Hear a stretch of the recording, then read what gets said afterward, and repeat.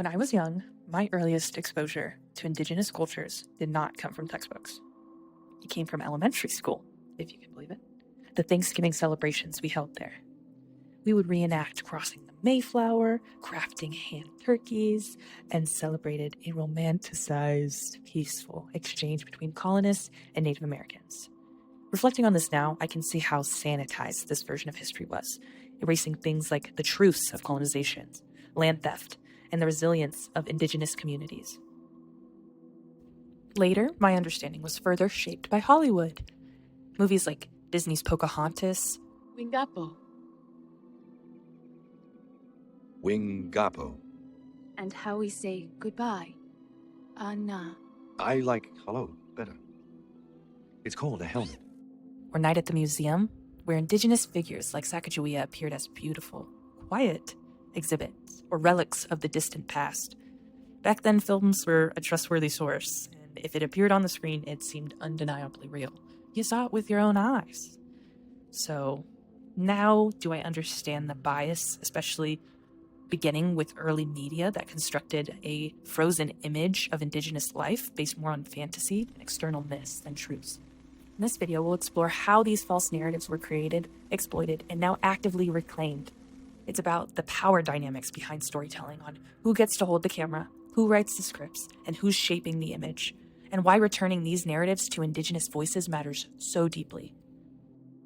We start with the silent film era, and in this film, titled Indian Brothers, 1911, it is a perpetrated narrative where indigenous characters are often portrayed in a dramatic stereotype, and this fuels that misunderstanding in this of, and this specific one is more of a fighting warrior trope that we learned about in class, but essentially just very derogatory in neglecting all the other information that they hold and have in their culture, and then also depicting them in red face. It's also horrific.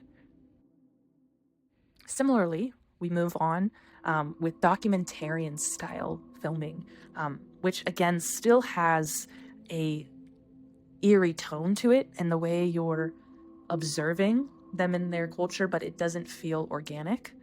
So this film is A Day with the Seminoles from the 1920s, 1930s, and it provided a voyeuristic view into the lives of the Seminole tribe in the Florida Everglades.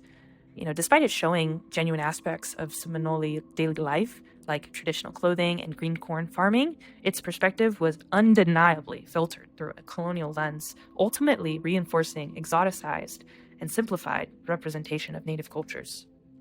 We move to 1971, a little later on in the years. One powerful example of these stereotypes in the mainstream media is Crying Indian. Some people don't. People start pollution. People can stop it.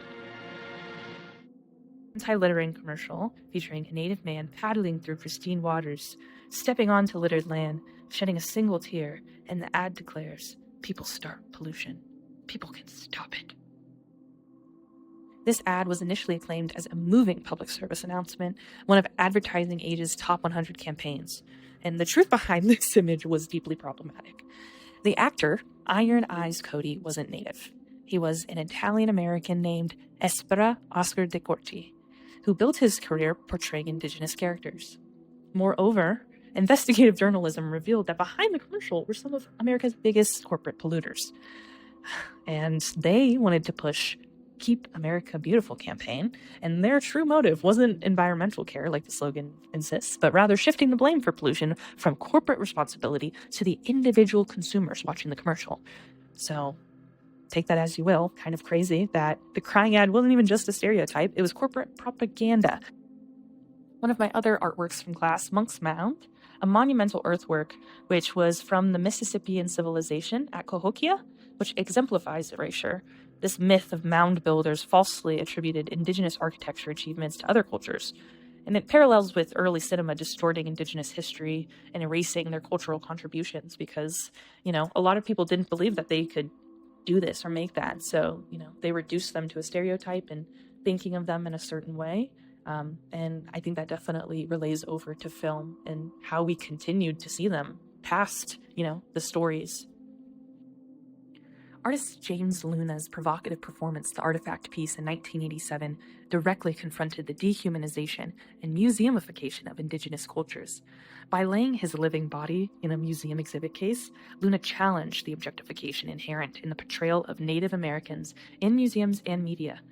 His act highlighted the ongoing misrepresentation and voyeuristic gaze historically prevalent in media portrayals and pushing back against cultural erasure and jump-scaring people.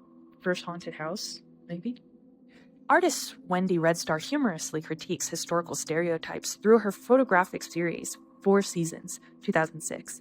By posing with a traditional Crow attire within artificial kitschy diorama landscapes, she subverts romanticides portrayals commonly found in historical photographs and films.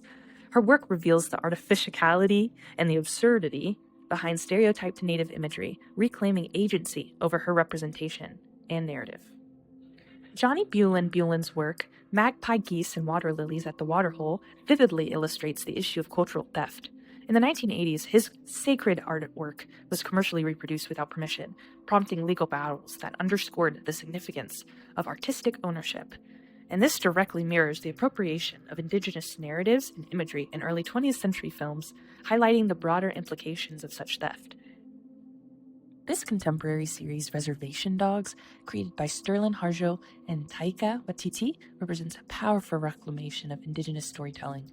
With indigenous creators, actors, and authentic voices, it disrupts traditional stereotypes and presents indigenous communities as dynamic, contemporary, and deeply human. This series demonstrates the transformative power of indigenous storytelling, turning historical misrepresentation into authentic self-expression and representation. It is just genuinely super funny, pretty crass, and I think it offers insight to a part of life that I've just never known. Oh, young warrior. Looks as though you've tasted the white man's lead. It's only paintballs. I've had many brothers and sisters meet the same fate in my time. Are you Crazy Horse or sitting? No, I'm not one of those awesome guys. No, I'm more of your unknown warrior. Yeah, you know my name? William Knifeman. I was at the Battle of Little Bighorn. That's right. I didn't kill anybody, but I fought bravely. Well, I didn't actually fight. I actually didn't even get into the fight itself, but came over that hill real rugged like. I saw Custer like that. That yellow hair, he was sitting there. Son of the morning star, that guy right there. Fuck, I really hated him. So I went after him, but then the damn horse hit a gopher hole, fucking rolled over and squashed me. I died there. This horse actually, little shit. And now I'm meant to travel the spirit world, find lost souls like you. The spirit world, it's cold. My nipples are always hard. I'm always hungry. Got it.